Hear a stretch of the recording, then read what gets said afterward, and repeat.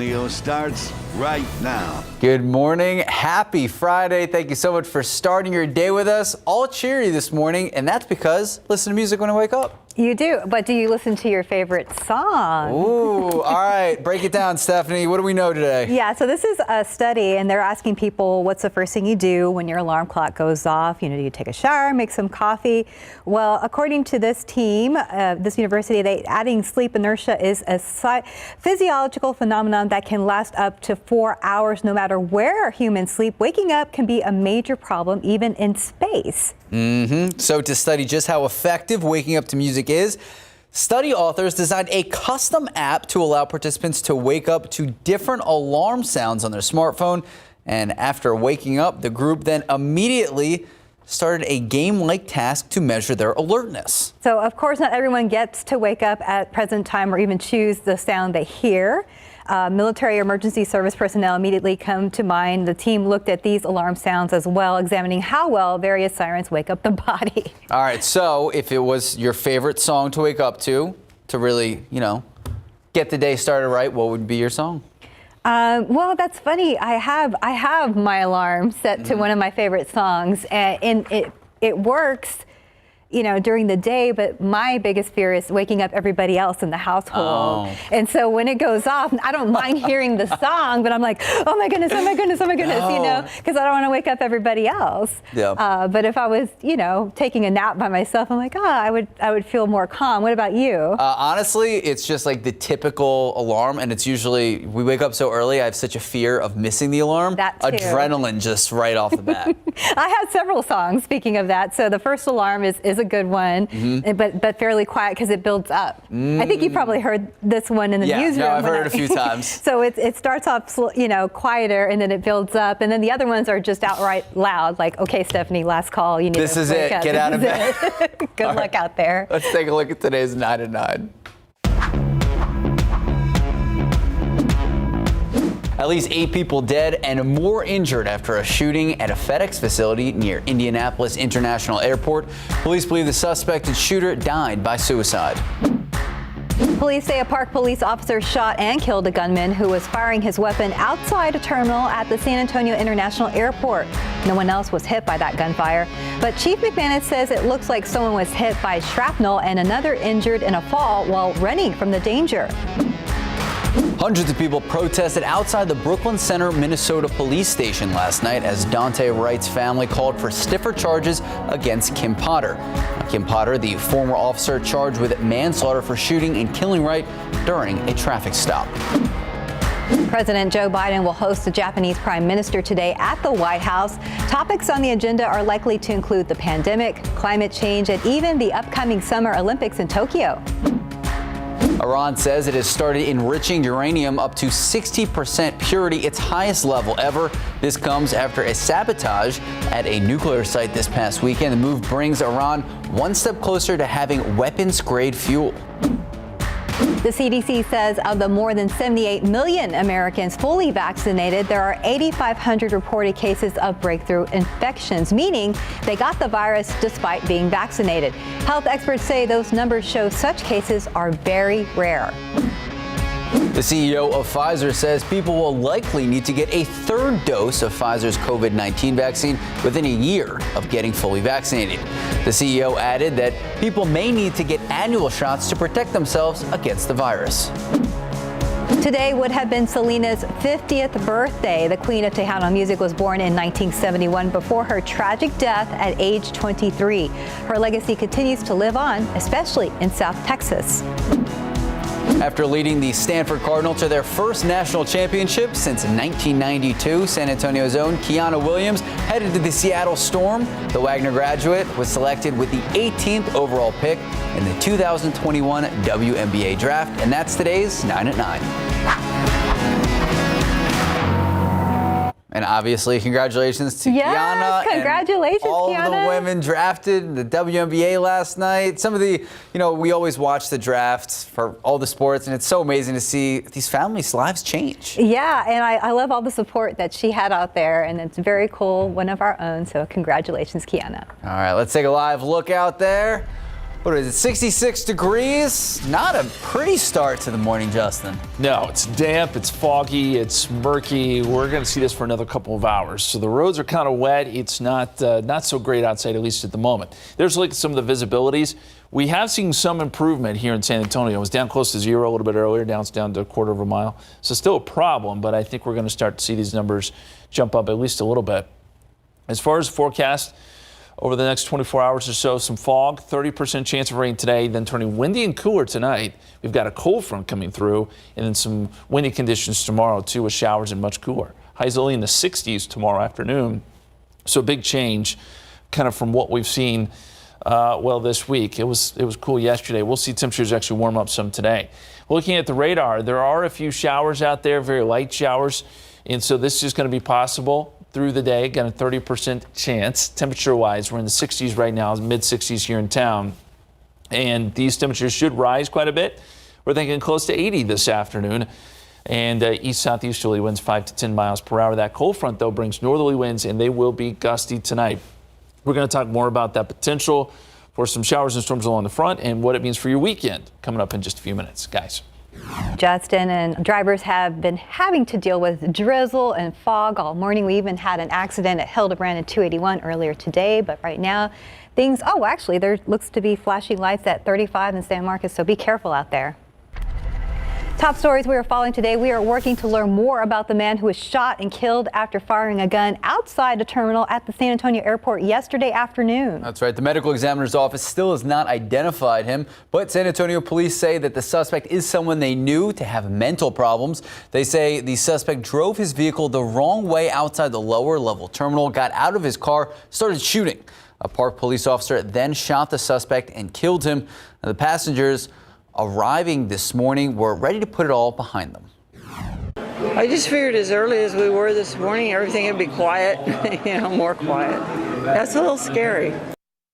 No one was hit by gunfire, but it did shatter some windows. Police say the man who was killed also had fired shots earlier in the day from the flyover at Loop 1604 and Highway 281 near Stone Oak.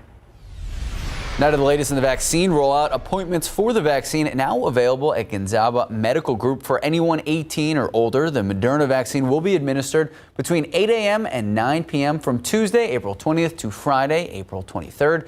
Gonzaga Event Center, that is 933 Pleasanton Road. Appointments are required to get that vaccine, so to schedule, you're asked to call 210-905-4276. Phone lines are open until 8 p.m. In your morning headlines, we are learning more about another mass shooting, this time at a FedEx facility in Indianapolis. Erica Hernandez joins us live now with the latest on that and some other stories across the nation. Good morning. Good morning, guys. Well, police are still investigating, but we know 8 people are dead and countless others hurt. Investigators there are still trying to figure out exactly what happened at that FedEx facility. A shots fired call was made just after 11 last night. After 1 a.m., police announced there was no longer a threat to the community as the shooter had killed himself at the scene. We still don't know the identity of the shooter or the names of those killed. We'll continue to follow this story throughout the day. You can find the latest on KSAT.com. Another difficult story getting a lot of reaction. Newly released body cam footage shows an officer shooting and killing 13-year-old Adam Toledo. Just a warning, this video may be disturbing to watch.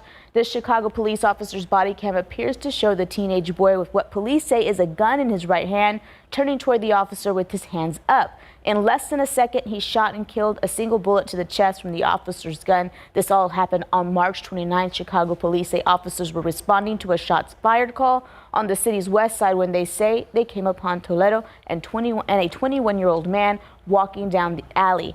Toledo then ran and an officer chased him. Police later tweeted out this picture of a gun they say was recovered from the scene, and prosecutors say Toledo's right hand tested positive. There's that picture for a gunshot residue, but the family's attorney insisting the boy was not holding a gun when he was shot. Adam, during his last second of life, did not have a gun in his hand. The officer screamed at him, "Show me your hands." Adam complied, turned around. His hands were empty when he was shot in the chest at the hands of the officer. Now, she later suggested Adam Toledo may have had a gun at some point, but tossed it. Toledo's family first saw the body cam video of the shooting on Tuesday before it was released. According to a Washington Post report, Toledo is among at least 265 people shot and killed by police in the United States this year. That officer on the video has been placed on administrative leave as the investigation continues. Next up, an Ohio mother crawled on her roof in hopes of stopping two thieves who were in her backyard. Brittany King saw the two men trying to steal her children's electronic scooter in the middle of the night on April 10th. She crawled out of her second-floor bedroom window trying to stop the crime. I just looked down at him and said, put it down. It's my stuff, you know. I'm not going to let these people just continue taking our stuff. We've had a lot of stuff stolen from this property. Unfortunately, her actions couldn't stop the men as they grabbed the scooter and left. This isn't the first time King has encountered thieves. Just a few weeks ago, she caught two men trying to steal appliances from her neighbor's home. She said when she got video of the suspects on her cell phone, they dropped the stuff and left. She says she will continue to be a lookout for thieves in her community. Next up, a giant bear taking a walk caught the attention of many in Santa Clarita Valley this week. But this bear is on a mission. Look at that. The sheriff's office there got the photo of the giant bear strolling through town. A deputy who met the person inside the bear suit found out the goal is to walk all the way from Los Angeles to San Francisco, which is more than 400 miles. According to local media, he goes by Bear Son, and he's documenting his long walk on Instagram. He started this trip on Monday and hopes to get to San Francisco by April 21st. When 33-year-old Jesse Lario was asked why he was doing this walk, he simply said because it sounded like a fun adventure. Now, this kind of sounds like Forrest Gump, you know, like I just felt like running. Well, he just but felt in like a walking. giant bear suit. In a giant bear suit. He's apparently run a marathon in the bear suit before as well. Oh my gosh, I can't even imagine. Is like a new mission, I guess, for him, but he just felt like walking. Wow. Well, you know, it's funny. I was reading your script earlier, and I saw a giant bear, you know, walking. So I was expecting just a real bear. Not a man in a suit. No, but this is. I expected funny. like some philanthropic cause. The guy was just felt like walking. Love it. 400 miles is a long way to walk. In a bear suit. In a bear suit. All right, thank you. Thanks, guys. Time now is 9:10, 66 degrees out. And still ahead on GMSA at 9, experts are worried about something called prolonged grief disorder, which is affecting people who have lost a loved one due to COVID-19, why minority communities are impacted. And winter storm damage keeping a San Antonio couple out of their apartment without a home to live in. The Defenders asking why they're still expected to pay rent. The Defenders investigation later in the newscast. A new addition to the Alamo complex will be unveiled later today. Just ahead on GMSA, all the details on how this will be a new history lesson and an added perspective for visitors. And taking a look at the markets. There we go. The Dow up about 135 points to start the morning. We're seeing record numbers here. We'll keep you posted. And welcome back. It's 9:14. History comes to life at the Alamo. Visitors will travel back in time and experience what the Alamo Fort would have looked like in the 1800s thanks to two new replicas. Joining local leaders to unveil the outdoor 18-pounder Lozoya House exhibit today, including Texas Lieutenant Governor Dan Patrick, General Land Commissioner George P. Bush, and a descendant of the Alamo Defender. Alicia Barrera joining us live from Alamo Plaza with more on the exhibit. Good morning, Alicia. Good morning, Max and Stephanie. Well, this is a big day for really history buffs or just proud Texans.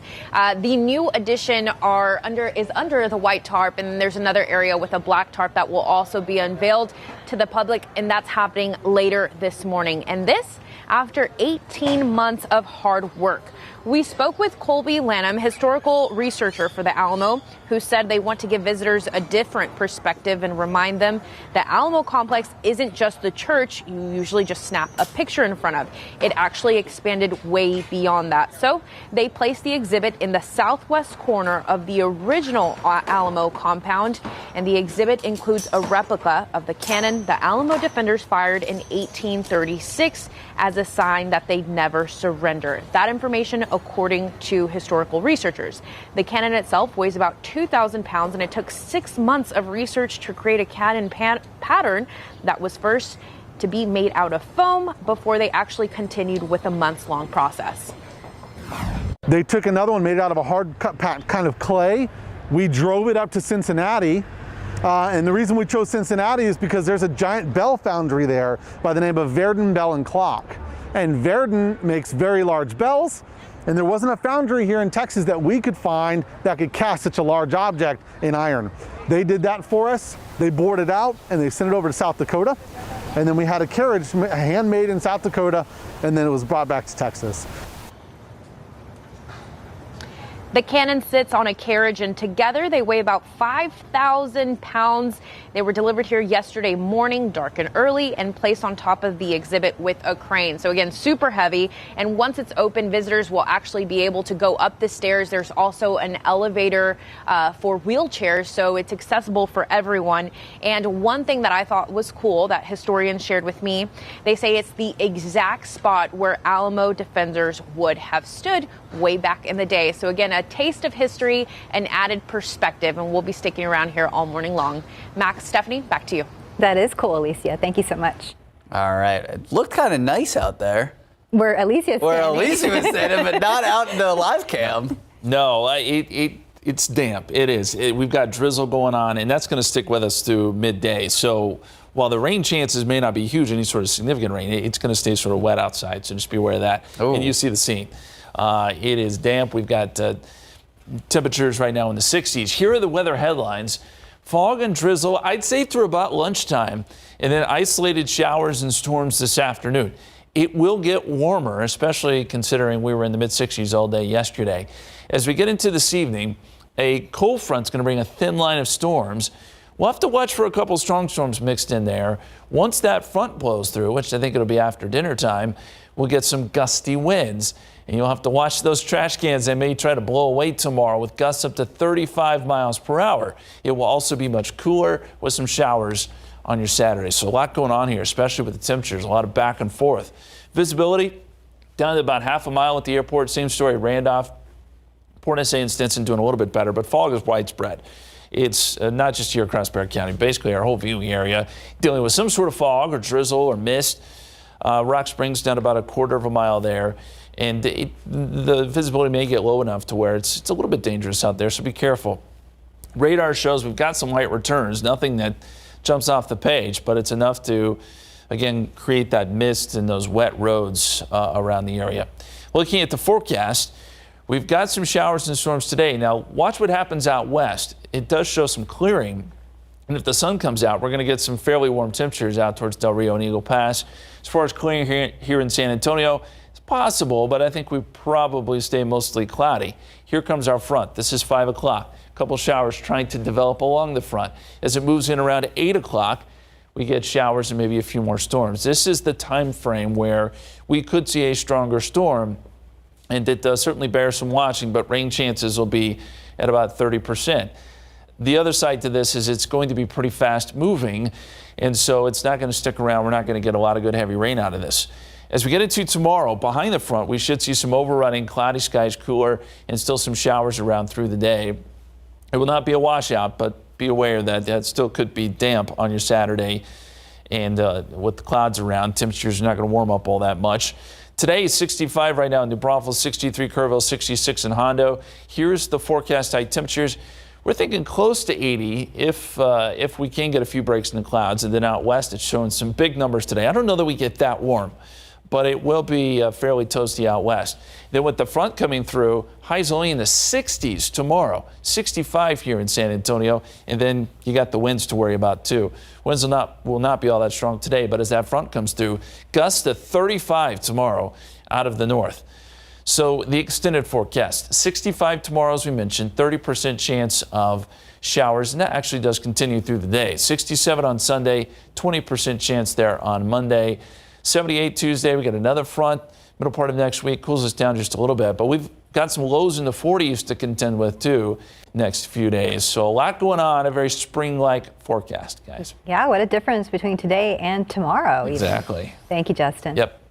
All right, still ahead on GMSA at 9 a.m. A lot of people dealing with prolonged grief disorder after losing someone because of COVID. What doctors are now saying you can do if this is happening to you. Good morning, welcome back.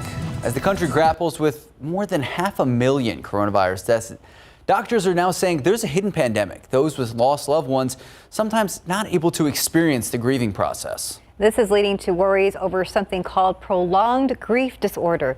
As ABC's Alex Prochet reports, it's something especially felt in minority communities.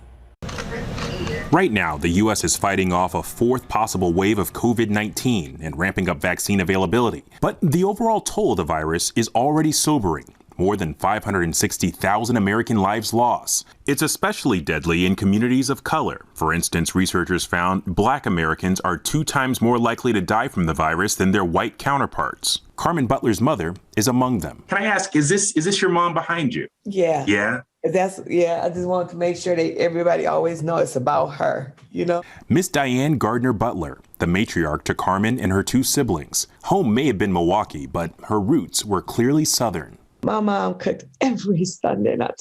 Meals of love, greens picked the day before, pots purposely big just in case a stranger needed a plate. That's why Sundays are the hardest. Not only that and stuff, I miss my mom saying go to church. Miss Diane got sick last fall, admitted to the hospital on Halloween, and by December, she had died. You know what bothered me the most is when I see on television other people holding their parents' hand, sitting next to around the bed, or a nurse holding the phone. I can't do that. Carmen couldn't do that. Her family hasn't had a real celebration of life for her mother, and because of social distancing and restrictions, Carmen has been coping with the grief largely on her own. She's tried therapy, but it's been hard to find a therapist that relates. There's a lack of mental health professionals of color, and there's an enormous body of literature that shows that when you have a therapist that looks like you, comes from the same background that you have, the outcomes are better. Doctors say that people in Carmen's situation could be susceptible to a growing condition called prolonged grief disorder. It's persistent grief lasting longer than a year, and symptoms include extreme distress or anger. Science shows that you get predisposed to heart problems, cancer, it lowers your immunity, which actually can make your COVID symptoms worse if you do have COVID. So prolonged grief disorder is the hidden pandemic. Carmen's found an outlet, a community on Facebook, a grief support network of strangers all over the country that she attends on Sundays. I be laying in the bed with the laptop over to the side, been crying, have all the tissues surrounding me. Just like when her mom used to take her to church, Carmen has found her new sanctuary. Alex Prochet, ABC News, Washington. And if the traditional route of therapy is not working for you, doctors told ABC News to try apps like Headspace and BetterHelp. Meditation can also be a big help. And there's a lot more ahead on GMSA at 9. A sea life aquarium with an underwater tunnel will open in downtown San Antonio this spring.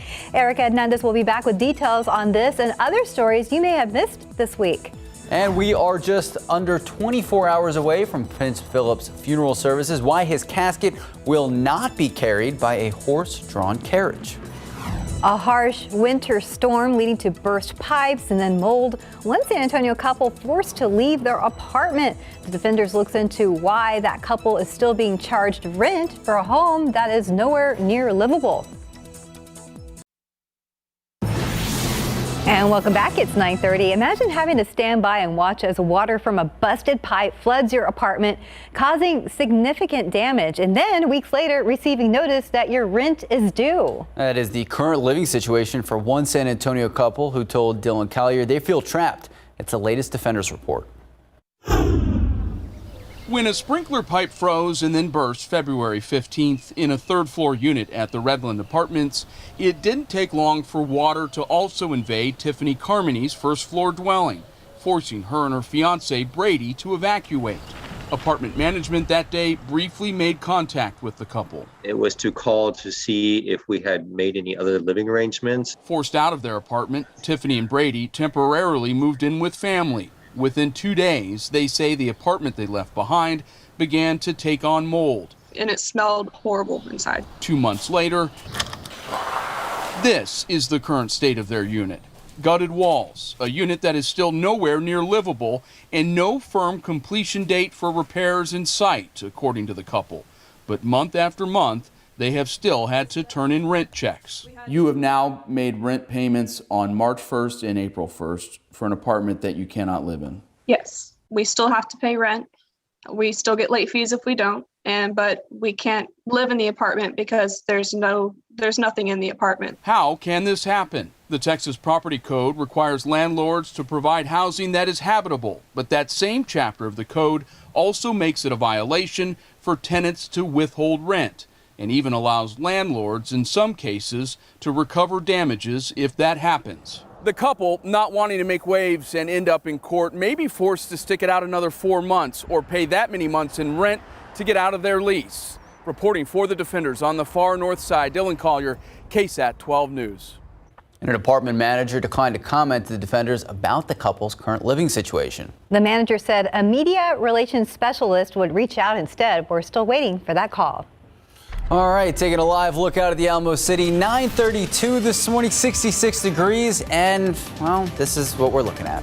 Soggy. I think it'd be the good word for it. It's soggy out there right now. Drizzle, fog.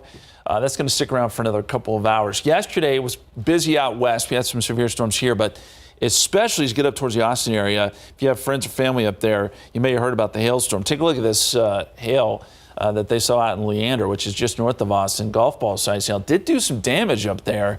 There were quite a few reports. It was a long track storm that put down quite a bit of hail north of Fredericksburg and tracked just north of Austin. There were 33 hail reports, 8 of which were large hail. Thankfully, we missed out on that. Now, it would be nice if we could get some rain, but we're not looking for a whole lot today. As we say that, light rain, light drizzle continues to fall. It's just not going to add up to much. Yesterday, we got about 0.04 of an inch. We'll probably be in that range again today. Lots of cloud cover, too, and so temperatures, we do think they'll eventually warm up, and that's if we get some clearing this afternoon, but expect cloudy, damp conditions at least through the lunch hour. 30% chance of rain. Then we get a cold front tonight, and that changes everything. Cooler conditions this weekend. We're going to detail that forecast here in just a couple minutes. Guys. Thanks, Justin. Taking a look out at TransGuide, there's that situation there at I-35 in San Marcos. And as you can see, the lane is not closed, but traffic there moving very slowly. All right, well, a new addition at the Alamo is going to be offering a different perspective of what the complex actually looked like centuries ago. The Alamo Trust has been hard at work for more than a year, and today they will finally unveil the outdoor exhibit that is free for visitors. Alicia Barrera is live from Alamo Plaza with the details. Good morning.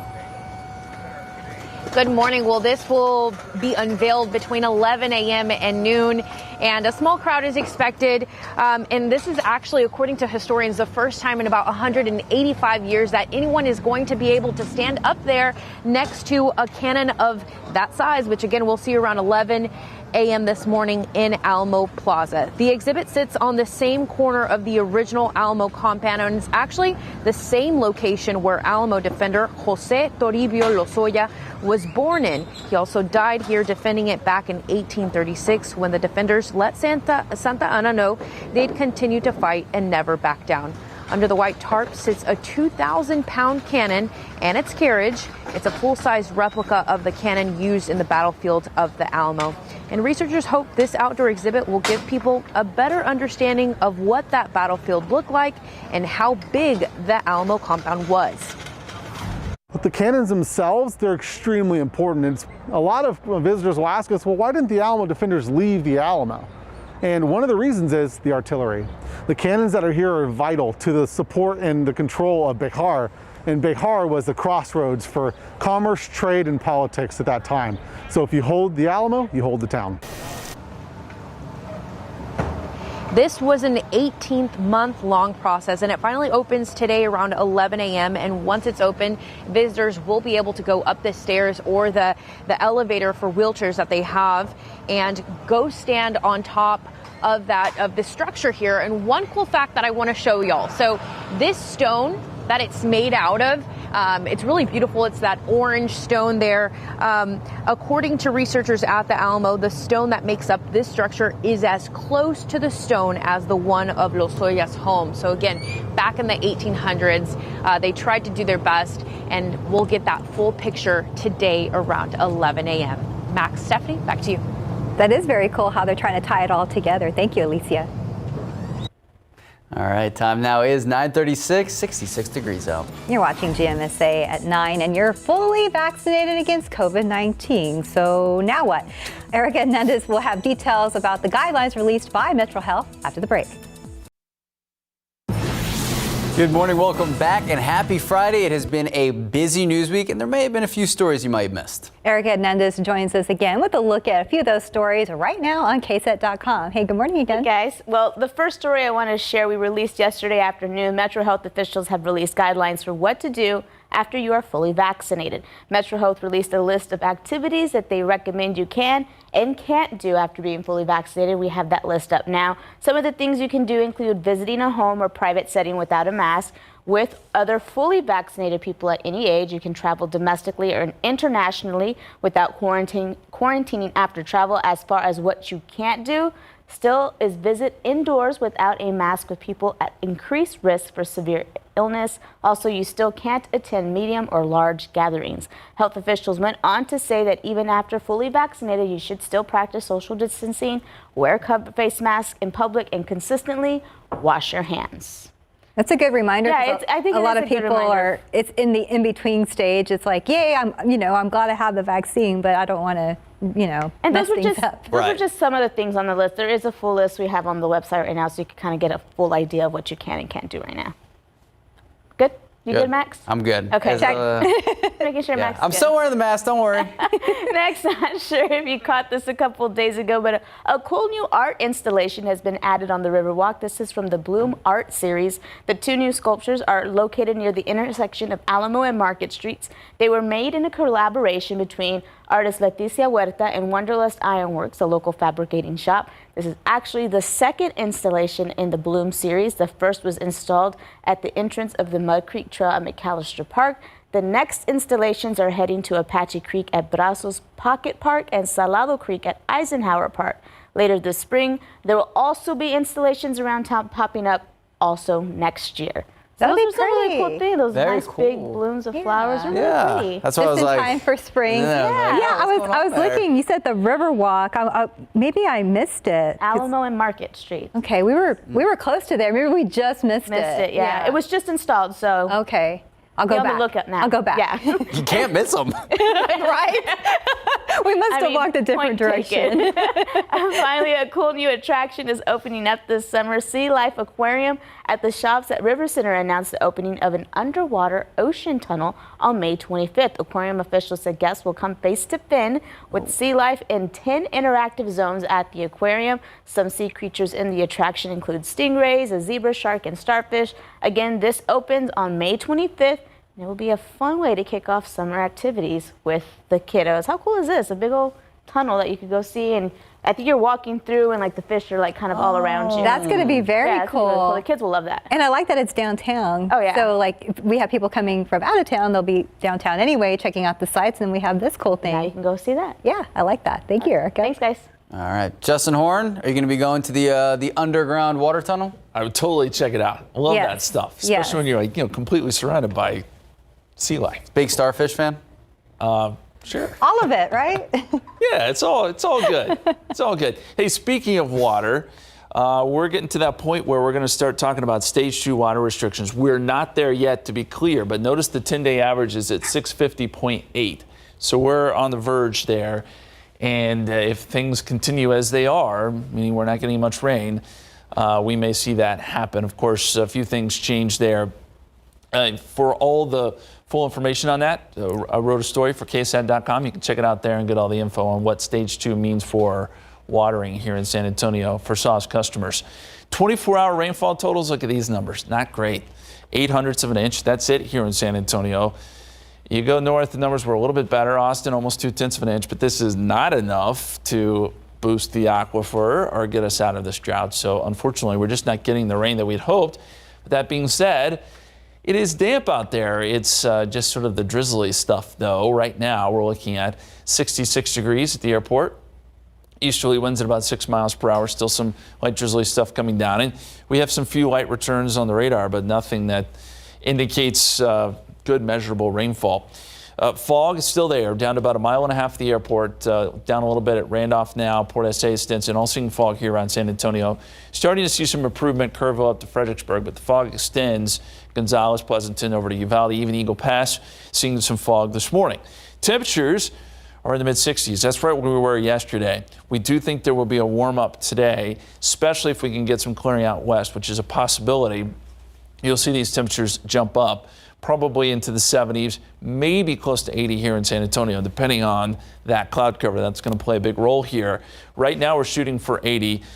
This model shows some even close to 90 out near Del Rio and Carrizo Springs. Again, that is if the clouds clear, and it looks like that could happen later this afternoon. And then as we go into tomorrow, front comes through. That front comes through actually this evening. Behind it, much cooler. 65 for a high tomorrow here in San Antonio, 65 in Pleasanton, 66 in Hondo. So another change. We're really seeing fluctuating temperatures here.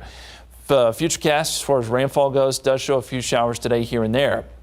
I think if we're going to get some more showers and storms, it may take until this front comes through. And right now, we think that'll be evening time. This model does show showers and a few storms developing right along the front. We could see a strong storm. The atmosphere is set up for that. It would be brief, though, because this front's going to undercut everything, and it won't last very long. And then as we get into tomorrow, showers still around. It's cooler, it's windy, and mostly cloudy on your Saturday. Probably stays mostly cloudy on Sunday, too. Here's the wind gust forecast. That's the other side to all of this. The winds are really going to pick up once that front comes through tonight. So by 9 o'clock, we're seeing gusts up there around 30, 35. That continues into tomorrow. So a windy day on your Saturday, 65, 67 Sunday. We start off in the 40s Sunday morning, by the way. 20% chance of rain Monday, and we're back in the 70s next week, guys. What a change. I know, it's all over the place, but kind of cool. I guess a little bit of something for everybody, right, Justin? A lot going on over the next 48 hours. Thank you, Justin. Yep. All right, 9:47, 66 degrees out. And final preparations are underway in the UK ahead of Prince Philip's funeral tomorrow. After the break, what we know about the services so far. This morning, Great Britain is getting set for the final farewell for Prince Philip. We're learning more about tomorrow's funeral, including how the Queen will arrive. And we've learned a custom, the Land Rover, will carry Prince Philip's casket. The funeral will also serve as a royal reunion. ABC's Julie McFarland has more from London. Good morning. Well, the pair-down ceremony might be down to the pandemic, but it does reflect the Duke's no-nonsense approach. After all, he famously disliked fuss. One day ahead of Prince Philip's funeral, preparations now at their final stage. Buckingham Palace last night releasing new details on the ceremony, adapted for both the Duke's style and to be COVID compliant. In normal times, a ceremonial royal funeral would have seen the coffin on a horse-drawn carriage with all the trimmings, as it was here for the funeral of the Queen Mother. But for the Duke, a personal touch. A modified classic British Land Rover that the Duke himself helped to design to carry a coffin, his own, to his final resting place. Another change, all the royals will wear civilian dress. Usually royals with military affiliations would be dressed in their uniform. No official explanation here, but many have noted that Prince Harry and Prince Andrew are no longer entitled to wear military uniforms since both stepped back from their military roles. Instead of a grand parade, the Duke's coffin will be taken on a short procession within the castle. Princess Anne and Prince Charles will walk behind, followed by Edward and Andrew, and then in the third row, Princes William and Harry, but they won't be side by side. Their cousin Peter Phillips will be between them. The guest list for the service at Windsor's St. George's Chapel includes 30 people, the national legal limit for funerals. 3 of the Duke's German relatives will be attending, and none of Philip's great-grandchildren. Inside the chapel, all will wear masks and will be socially distanced. Queen Elizabeth, now a widow, will sit alone. The Queen has always followed very much the same view as her husband, the late Duke of Edinburgh, and that is to get on with it. And I think you'll see in her, although she'll be missing him like mad, but she will just get on with it. And I think with that template of example and service, everyone else in the royal family will do exactly that. And Prince Philip's long-time association with the Royal Navy is going to be poignantly reflected. Royal Marines buglers sounding the call to action stations during the service, a wartime signal that all hands should be ready for battle. Julia McFarlane, ABC News, London. And Prince Philip's funeral services begin at 8:40 a.m. San Antonio time when his casket is placed in the Land Rover. And we're going to have live coverage of the service tomorrow morning, both on air and online. Good morning. Good morning. Hi, guys. Coming up on Live, we'll chat with Morris Chestnut from The Resident. Yes, plus the best gardening tips for Spring Has Sprung Week. We'll see you on Live right here. And coming up today, News at noon. Throughout the last few weeks, we have seen several mass shootings, including the one last night in Indianapolis. We have a look at how many one agency says we've had so far in 2021 and what exactly categorizes a shooting as a mass shooting. Again, that is today on the News at Noon. And let's take one last look out with TransGuide this morning. Still drizzly out there and drivers having to deal with that, but looks like the situation we had at I-35 in San Marcos earlier has now cleared up. All right, so Justin Horn, are we going to see the sun at all today? Maybe this afternoon, but it's going to take some time. You see, it's still very damp out there. We still have some fog. The fog will slowly lift. We'll still get some drizzle and some mist and some light rain through the noon hour, and then some showers and maybe a few thunderstorms. The frontal boundary later this evening does cool down quite a bit this weekend. 65 Saturday, windy tomorrow, 67 on Sunday. Okay, so we've been, we'll say, unlucky with the Spurs recently. A couple close games. We are hoping we can bring it back tonight here at home, hosting the Portland Trailblazers. Tip-off at the AT&T Center, set for 7:30. We are in the playoff race. It just so happens Steph Curry has been going off. He's been averaging more than 30 points, I think, the last 9 games. So the Warriors are now above the Spurs in the rankings, which is not ideal for our Spurs. Thank goodness for that play-in scenario that we have. So there's still a chance, but the season's still far from over. True. Especially for the Spurs. Missed a few games because of the health and safety protocols. So we still have more games to play. Starts tonight. Portland, 7:30. Yeah. Here at home. A tough schedule ahead, but hopefully a win here at home. Go Spurs, go. Go Spurs, go. Right now, I think Portland is favored by 1.5, so it should be a good game, to say the least. No doubt. All right. Yep. You know what would also be a good game? What's that? LeBron versus what are the bad people in the movie? Space Jam. Space Jam 2. Space Jam 2. All in. There you go. I'm actually very excited. But anyway, Aliens. I don't know if Aliens or Space Jam 2, but this could be Aliens, Justin Horn. Yeah, we're not sure here on this one, but photos and videos of triangle-shaped objects blinking and moving through the clouds were taken by Navy personnel. That's what a Pentagon spokeswoman said. Now, we usually call them UFOs, but here they're be called UAPs, unidentified aerial phenomena. Yeah, so the Navy photos were published by Mystery Wire website last week, but had been circulating online since last year. Okay, so last year, Pentagon released the videos, and so they are going to be giving unclassified reports about the UAPs to Congress in June. So they are unidentified. That's what makes me nervous. All right, Justin Horn, we got 15 seconds. What do you think? I'm always a little skeptical, but that is interesting, and I'll be interested to see what they have to say. That's true. We look forward to that report when they find out. Space Jam save. Have a great weekend. day.